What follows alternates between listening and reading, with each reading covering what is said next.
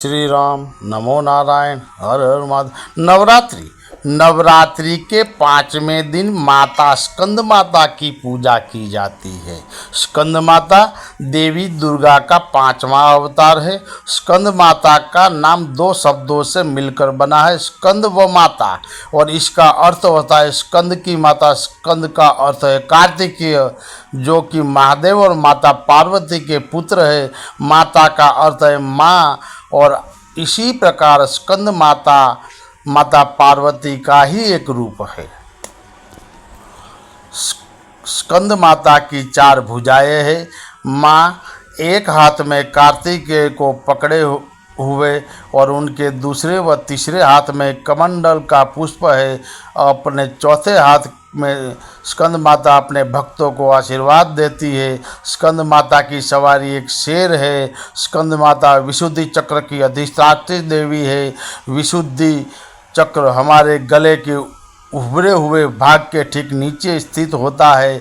माँ स्कंद माता की सच्चे मन से पूजा करने से विशुद्धि चक्र जागृत हो जाता है, जिससे वरी की सिद्धि प्राप्त होती है। माँ स्कंद माता का वाहन मयूर भी है, इसीलिए इन्हें मयूरा वाहन के नाम से भी जाना जाता है। उनका वर्ण यानी त्वचा का रंग शुभ्र है। माता हमेशा कमल पर विराजित रहती है और इसीलिए वह पद्मासना देवी के रूप में भी जानी जाती है। स्कंद माता का मन पूर्ण रूप से लौकिक और सांसारिक संबंधों से दूर रहता है। स्कंद माता का पूजन करने वाले व्यक्ति और जीव मुख्य सांसारिक बंधनों में रहकर भी उन्हें मुक्त होते हैं। माँ दुर्गा के स्कंद माता अवतार की ऐसी मान्यता भी है कि माता सती द्वारा अपने देह त्यागने के बाद भगवान शिव ने खुद को सजा देने के लिए स्वयं को सांसारिक बंधनों से दूर कर लिया था और एक तपस्वी के रूप में पहाड़ों के बीच कड़ी सर्दी में तपस्या करने लगे थे। इस दौरान तारकासुर और सुरपद्म नाम के 2 राक्षसों ने देवताओं पर हमला कर दिया। उस वक्त देवताओं की मदद करने के लिए कोई नहीं था। तारकासुर और सुरपद्म नाम के 2 राक्षसों को ब्रह्मा जी द्वारा यह वरदान प्राप्त था कि उन्हें मारने के लिए शिव जी की संतान ही आना होगी। उन राक्षसों को चारों ओर कलह और माहौल बनाया हुआ था और अपने आसपास हर किसी को परेशान करके रखा था। इन दिन दोनों राक्षसों के अत्याचारों को देख देवतागण भी चिंतित हो गए थे। तब सभी देवतागण भगवान विष्णु के पास गए और उन्हें अपना दुख सुनाया, परंतु विष्णु जी ने भी उनकी कोई मदद नहीं की। विष्णु जी से मदद न मिलने पर देवताओं ने नारद जी के पास जाने का सोचा। उन्होंने नारद जी से कहा कि यदि वह माता पार्वती से भगवान शिव की पति के रूप में पाने के लिए तपस्या करने को कहेंगे, तब शायद भगवान शिव उनसे शादी कर ले और उनके मिलन से महादेव की संतान जन्म ले, जो इन दोनों राक्षसों का वध कर सके।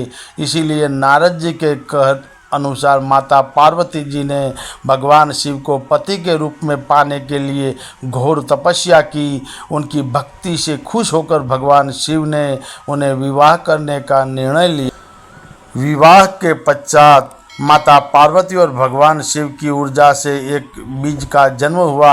बीज के अत्यधिक गर्म होने के कारण उसे अग्निदेव को सरवना नदी में सुरक्षित रखने के लिए सौंप दिया गया। अग्निदेव भी उसकी गर्मी सहन नहीं कर पाए, इसीलिए उन्होंने उस बीज को गंगा को सौंप दिया, जो उसे आखिर में सरवाना झील में ले गई, जहां माता पार्वती जी पहले से ही पानी के रूप में मौजूद थी और उस बीज को धारण करते ही वह गर्भवती हो गई। कुछ समय पश्चात कार्तिकेय ने अपने 6 मुखों के साथ जन्म लिया। कार्तिकेय के जन्म के बाद उन्हें तारकासुर और शूरपद्म का विनाश करने के लिए तैयार किया गया। सभी देवताओं ने मिलकर उन्हें अलग अलग तरीके से ज्ञान दिया और राक्षसों को लड़ने के लिए उन्हें महत्वपूर्ण शस्त्र भी दिए गए। आखिर में भगवान कार्तिकेय ने सभी राक्षसों का वध कर दिया। इसी कारण माँ दुर्गा को स्कंद माता यानी कार्तिकेय की माता के रूप में भी जाना माना जाता है।